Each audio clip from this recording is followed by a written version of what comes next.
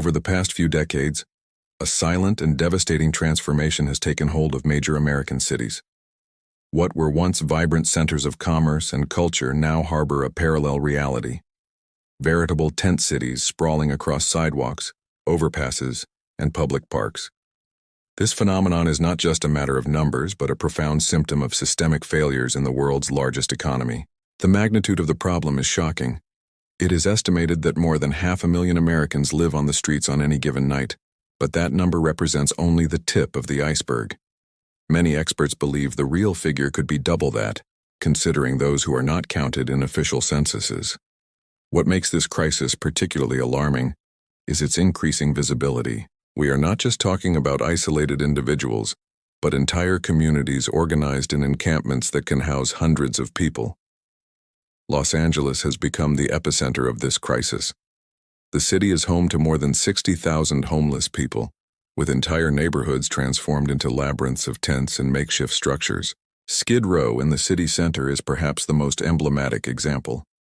50 blocks where the density of encampments creates a dystopian reality that contrasts brutally with the ostentatious wealth of Beverly Hills, just a few kilometers away. San Francisco, the cradle of the tech industry and city of innovation millionaires, presents one of the most ironic contrasts.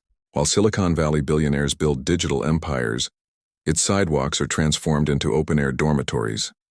The Tenderloin district concentrates a homeless population that rivals small American towns, creating a scenario that would have perplexed the founders of the Californian counterculture of the 60s. Seattle, Portland, Phoenix, New York. The list of affected cities continues to grow. Each develops its own version of this crisis, but all share common elements. The uncontrolled proliferation of encampments, the overload of public services, and the growing sense of powerlessness in the face of a problem that seems to have no solution.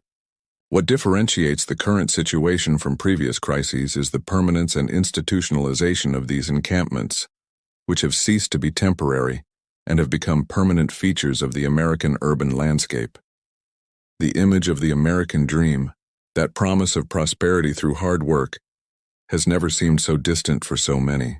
Tent cities represent not only individual failure, but the collapse of a system that promised opportunities for all.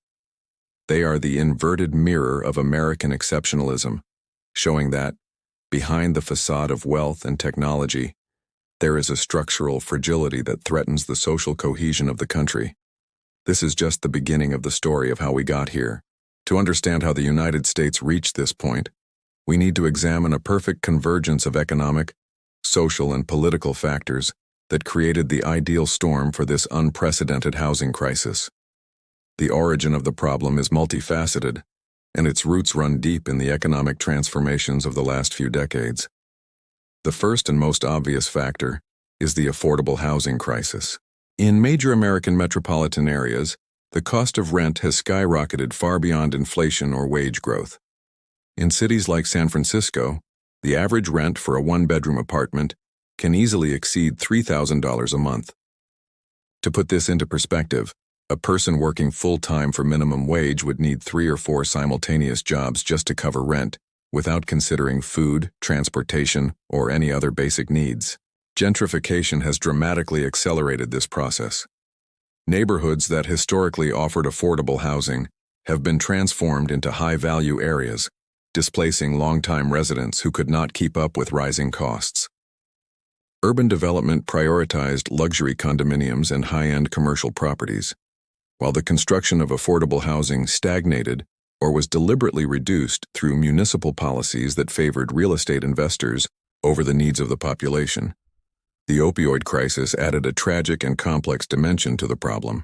Millions of Americans became dependent on legally prescribed painkillers, only to discover that these drugs were as addictive as heroin. When prescriptions were cut off or became inaccessible, many turned to cheaper and more dangerous illicit drugs. Chemical dependency destroyed careers, families, and savings, throwing countless people onto the streets without a support network or resources for recovery. The collapse of the American mental health system was another crucial catalyst. In the 70s and 80s, a wave of deinstitutionalization closed psychiatric hospitals across the country, with the promise that adequate community services would be provided. That promise was never fulfilled. Today, it is estimated that between 20 and 25% of homeless people suffer from serious mental illnesses, but have minimal or no access to adequate treatment. The streets and prisons have become the new asylums. Growing economic inequality has created a chasm between rich and poor, not seen since the Great Depression. While the middle class shrank, the cost of living rose and wages stagnated. A single financial setback, a medical emergency, job loss, a divorce, could be enough to trigger a downward spiral toward homelessness. The absence of robust safety nets means there is no protection between stability and the street. The financialization of housing has transformed homes from places to live into investment assets. Investment funds and foreign investors have bought properties en masse, driving up prices and prioritizing returns over affordability. This process accelerated after the 2008 financial crisis, when millions of homes were foreclosed on and then bought by investors at liquidation prices, only to be rented back onto the market at inflated rates. Life within these camps reveals a reality that challenges conventional notions of community, survival, and human dignity. Tent cities are not simply chaotic agglomerations of desperate people, but complex ecosystems with their own hierarchies, rules, and systems of mutual support. Understanding this internal dynamic is essential to grasping the depth of the crisis. The spatial organization of these camps often reflects a logic of survival. Experienced residents choose strategic locations, under overpasses for protection from rain, near public restrooms, close to charities that distribute food, or in areas with less police surveillance. Each tent, each delimited space, represents a desperate attempt to create some semblance of privacy and security in a fundamentally insecure environment. The structures vary enormously in complexity. Some are simple camping tents, while others evolve into elaborate constructions with plywood, multiple tarps, and even small improvised heating or cooling systems. Some residents manage to maintain surprisingly organized areas, with defined spaces for sleeping, cooking, and storing belongings. This organization is both a matter of dignity and a practical necessity. Public health represents a monumental challenge. Without access to adequate sanitation facilities, basic hygiene becomes an inaccessible luxury. Transmissible diseases spread rapidly in such dense environments. Outbreaks of hepatitis A, typhoid, and tuberculosis have been documented in several camps. The situation is aggravated by the prevalence of untreated injuries, chronic infections, and medical conditions that worsen without proper care. For those with mental health problems or substance abuse, the lack of treatment transforms manageable conditions into permanent crises. Violence is a constant reality. Women experiencing homelessness face particularly high risks of sexual assault and domestic violence. Disputes over territory, resources, or simply misunderstandings can escalate rapidly in environments where everyone is under extreme stress. At the same time, many residents develop mutual protection networks, groups that watch out for each other and try to maintain some level of order and security against external threats. Paradoxically, genuine communities emerge in these spaces. People share scarce resources, care for the sick, and offer emotional support to one another. Informal organizations emerge to resolve disputes, establish basic rules of coexistence, and negotiate with authorities. Some camps elect unofficial representatives who serve as intermediaries with government agencies and charitable organizations. This capacity for self-organization demonstrates remarkable human resilience in devastating circumstances. The relationship with surrounding communities is often tense.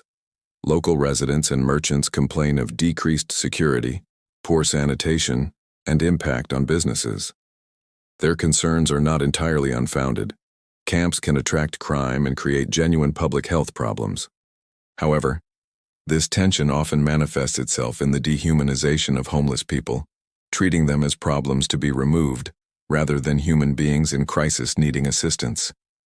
Attempts to remove them through police force rarely solve the fundamental problem. When a camp is dismantled, its residents simply move to another area, starting the cycle again. Belongings are lost, including crucial identification documents, medications, and the few possessions that retain a connection to their previous lives. These purge operations often destroy the incremental progress individuals have managed to make toward stability. Diante dessa crise monumental, surgem questões urgentes sobre soluções e o futuro das cidades americanas. O debate político tornou-se polarizado, com propostas variando desde programas massivos de habitação pública até abordagens punitivas que criminalizam a falta de moradia.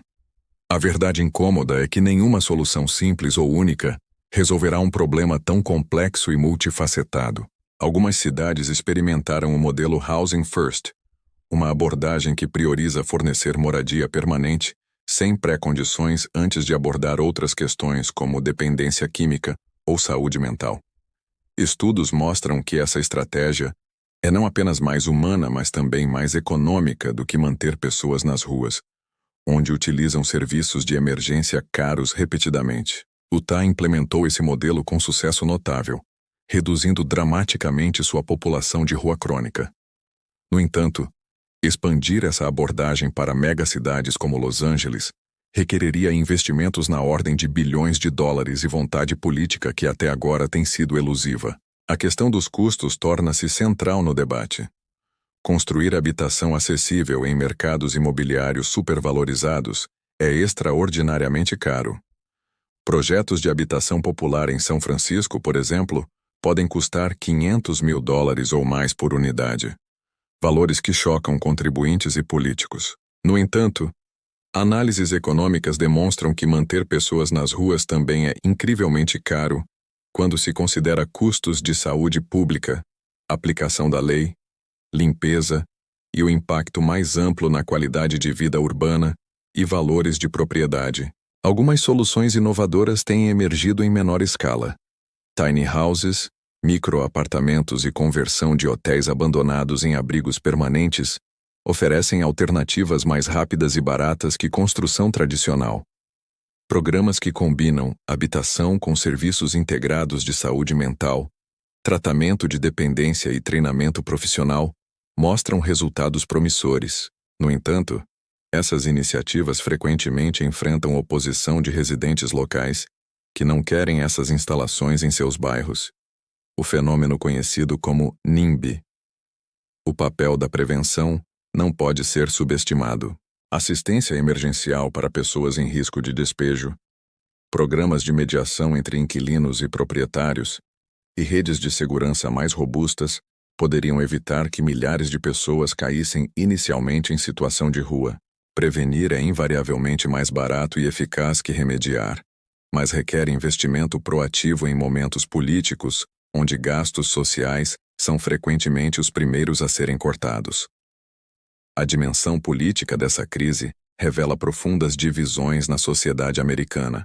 Progressistas argumentam por expansão massiva de programas sociais e regulamentação do mercado imobiliário, enquanto conservadores enfatizam responsabilidade pessoal e soluções baseadas no mercado.